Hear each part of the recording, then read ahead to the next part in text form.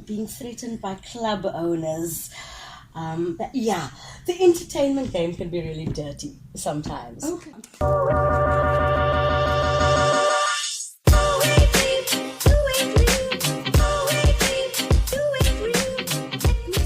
Welcome to Womxn of Substance on the Move. Today we're here at UCT Radio to chat to what some people might describe as the woman behind some of South Africa's most beloved radio voices, especially here in Cape Town. So let's go and meet this woman of substance, Natalie Brandreth.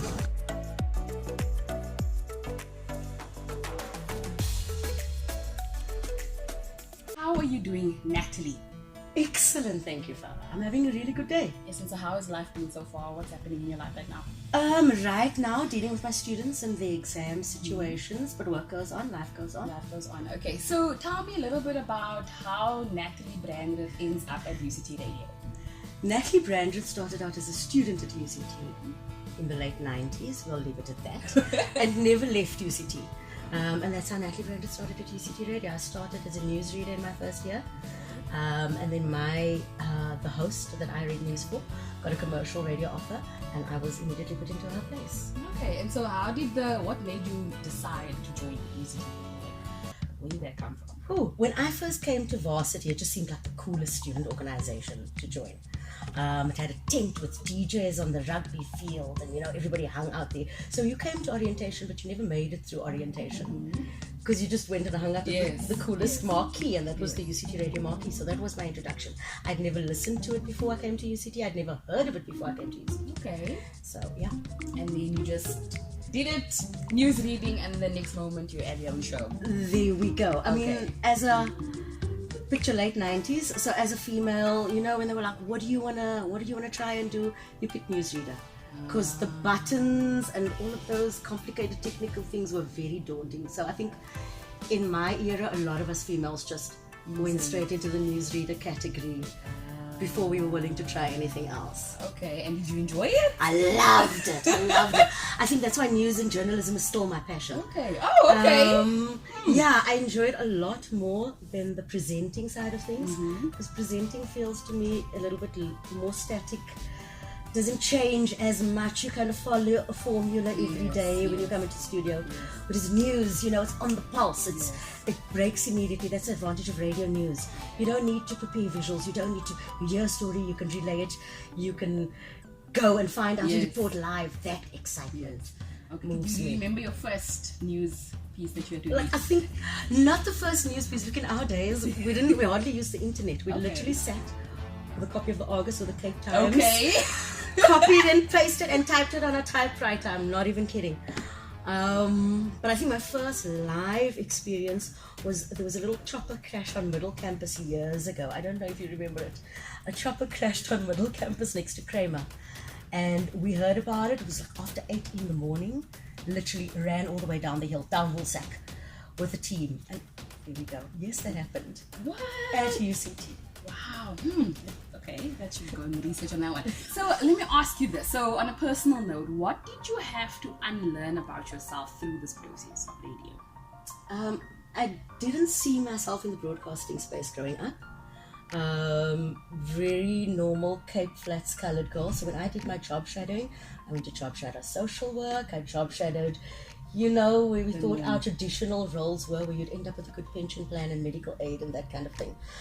I think my parents were a bit concerned with the broadcasting side of things, but luckily when you get a job at UCT afterwards, that makes them relax because it still carries that stability. Yes. And that is the unfortunate thing about media in this country, is that most people in broadcasting are left freelancing or having to multi-skill themselves and get into other industries just to survive. Yes, okay. And so what have you learned about yourself? So in 2018, after all of this time, what have you learned? Like, what are the 3 things you've learned about yourself? Okay, about myself,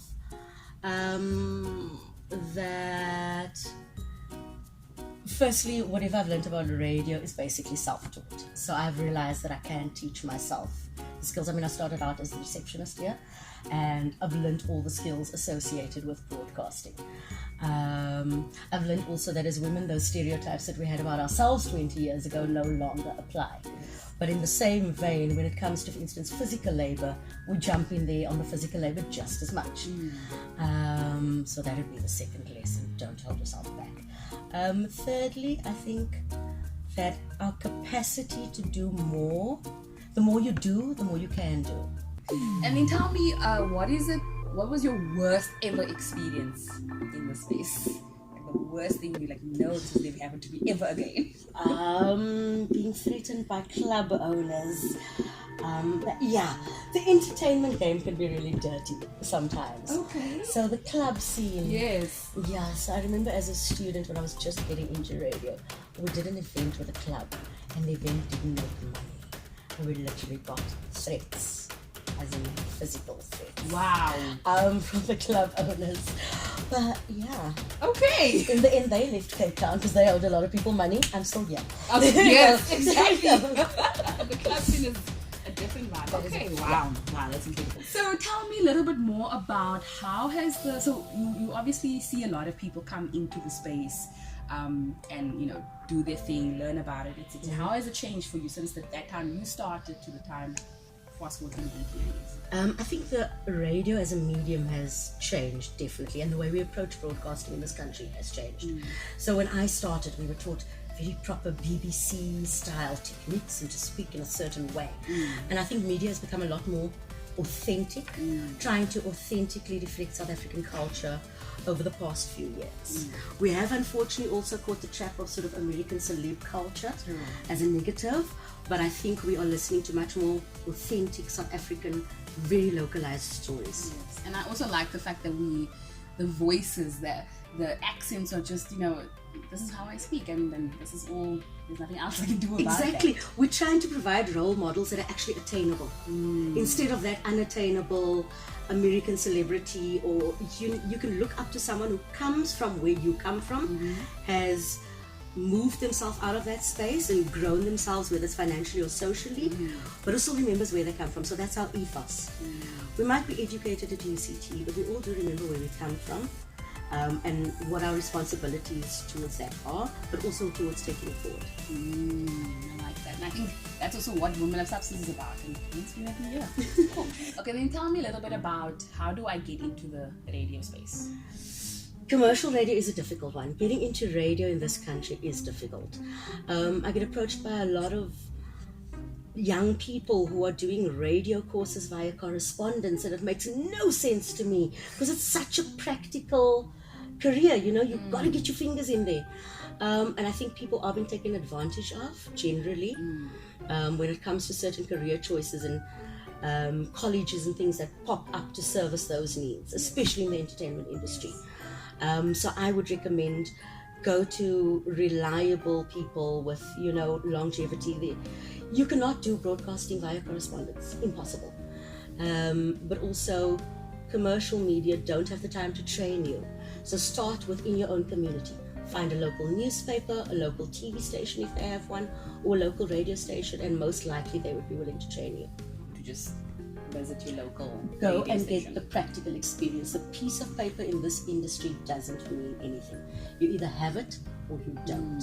Okay, and so then for those who don't know, how does a radio show happen? Like, what must actually happen for this people to speak and talk nonsense? People think you just walk in and you talk nonsense for 3 hours. No, actually, we teach our guys that as long as your show is, so if you're presenting a 3-hour show, it'll probably take about 3 hours worth of prep.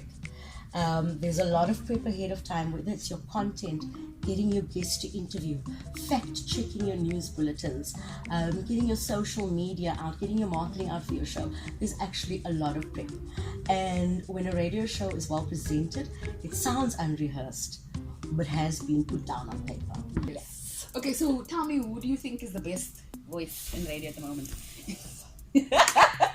Okay, now let me not say voice, but personally, my opinion of Cape Town, Aiden Thomas on The Hard Breakfast does it for me. Why? I think he was a producer first, so let's start there. So very good in prepping his content, he knows his community, he knows his audience. So what I can appreciate is a middle-aged colored man who does a show aimed at the family. He's clearly educated, but still uses local colloquialisms. You know, when he talks about packing in leftover lunch, he'll say a bucky instead of a lunchbox. Yes. So it creates that intimacy and that I know you, you know me, we understand each other. So yeah, for me, he's the best. So what I'm getting though, and I think from just the whole interview, is that a lot of it is trying to be, at least, or not trying to be, but becoming yourself so that you are relatable to whoever your audience is. Yes. You know, and I think with Aiden Thomas, he does that quite well on his show. Okay, talk about the Future Sound program a little bit. Yes. Okay, so I initiated a program a year ago where we approached schools, and it was generally because I was looking for a development program for the youth. A lot of radio stations have sort of youth day takeovers, which involve no actual training, and the youth just come in and talk. I wanted ours to leave the kids with actual skills. So you're one of the people I contacted, a few other people. And this is the biggest. I think last year we had about 9 kids in total. We're on 15 this year. So it is growing. Also, you know, we are honing and tweaking the program a bit. But for me, firstly, it's to give space and a platform and a voice to kids who normally wouldn't access it. Also keeps us in contact with the community so that we can know what the issues there are, in case we want to initiate other projects there. And hopefully the biggest goal is that one day I'll see these same kids coming to UCT to study one day. Yes. Okay, Natalie. Sorry. Okay. I just wanted to say thank you very much. I know there were gifts involved. Yes, we say thank you. We always say thank you here at the Womxn of Substance. These little, if you can see it over there. Just to say thank you very much for allowing us into your space, for sitting down with us and conversing with us. You're going to enjoy it, but thank you so much for allowing us. I feel like this all might not be happening, but yes. Does it suit my face? It does. It's beautiful. Thank you. Thank you so much. Thank you so much for